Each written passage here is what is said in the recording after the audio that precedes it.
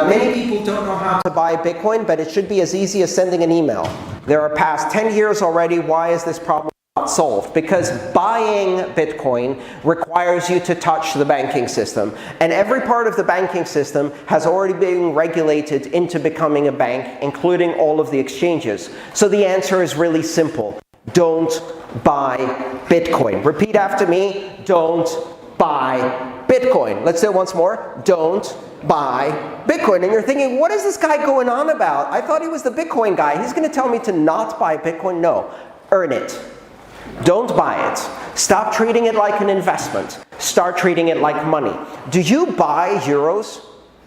No. You get paid euros for your work, your products, your crafts, your macrame, your pastiche, your whatever else you're doing. One of my good friends actually got all of his Bitcoin by baking baklava and bacon weaves.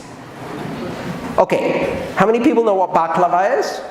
Very good. Now, what happens when you sell baklava for 5 Bitcoin a slice in 2011? You retire in 2016. That's what happens. My friend also sold bacon weaves. You know what a bacon weave is?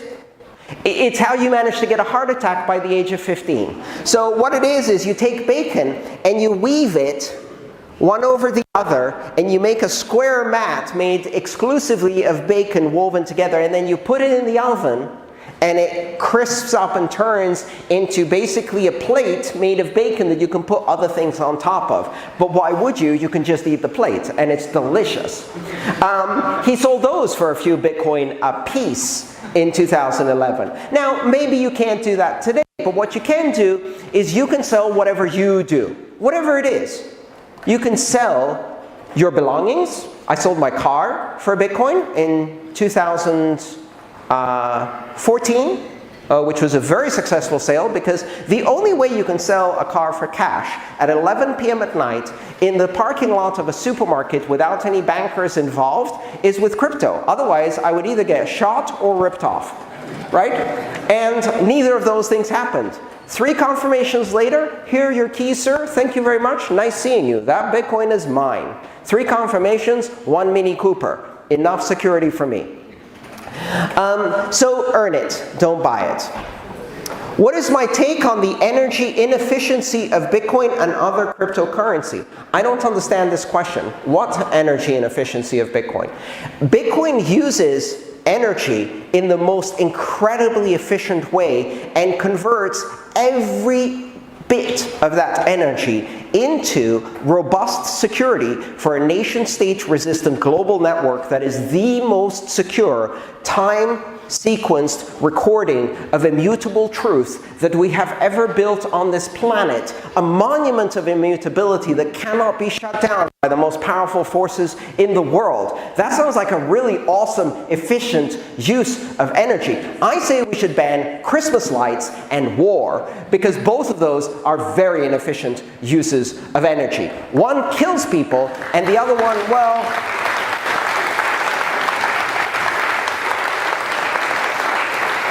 so I'm not going to ban Christmas. I take that back. Apparently some people like it, so let's not ban Christmas. But how about we stop war, right?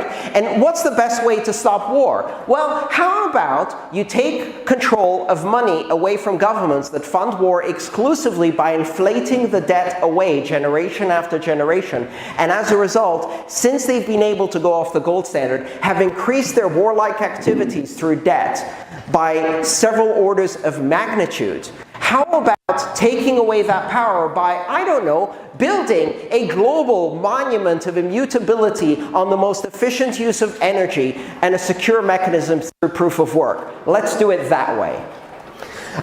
Which tools would help the Bitcoin ecosystem the most? The boring stuff. Wallets and decentralized exchanges that allow people to use multiple different currencies and trade with each other through cash. Systems that have no controllers, systems that are open source, easy to use securely and intuitively by people who are not trained in computer science. How does an unbanked person without fiat or mining equipment practically get some Bitcoin nowadays? They earn it through their labor. I pay people in countries where they cannot get PayPal, I pay them in Bitcoin.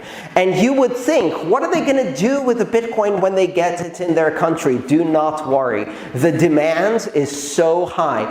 This is the experience of someone who's unbanked. From the first experiment I did, paying a contractor in the Philippines, in Manila in the Philippines, Western Union charged more than 15% to transmit money to the Philippines.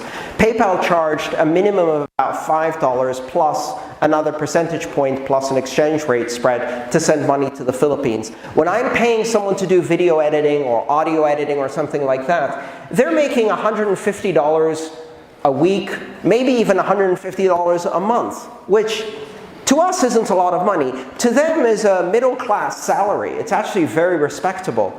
Now, if PayPal takes 10% of that, that's more than the government taxes them. Why?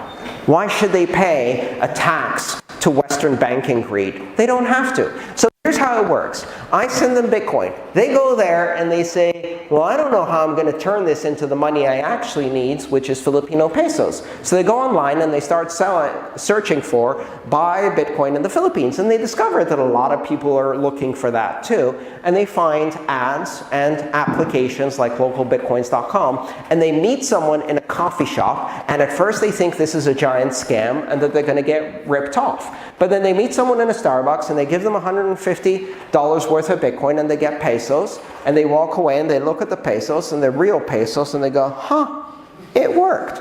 And then as they're going home, they do the math in their head and they realize that the Bitcoin price in the Philippines is 20% higher than the Bitcoin price in America, which means they just made 20% on the Bitcoin, which means that the transfer fee from America to the Philippines was not 5% like PayPal, it was minus 20%.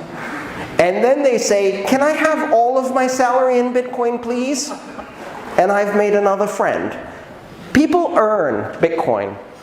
One of my good friends works on a project where he employs Venezuelan software engineers who are getting paid in Bitcoin in Venezuela, and every 3 to 4 months he has to hire new software engineers. And the reason is not because they're disappointed by their work. It's because they managed to collect so much Bitcoin that they can take themselves and 15 to 20 members of their extended family and exit that country and migrate as refugees with Bitcoin in hand, or better yet, in a mnemonic seed that they've memorized, across the border so it can't be stolen by either the Colombian or Venezuelan officials, and start a new life somewhere much better. Maybe they'll go back one day.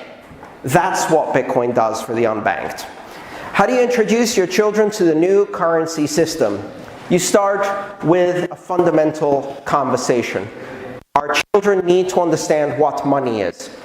Children do not understand what money is. And the reason they don't understand what money is because their parents don't understand what money is. This is how the conversation goes. Little Annie asks, Mama, what is money? It's what we get for doing our work. Mama, why can't everyone have more money? Well, because do your homework. Have you finished your homework? Mama, why do some people have less money than us? Can I give them my money? I said, do your homework, right? How does money work?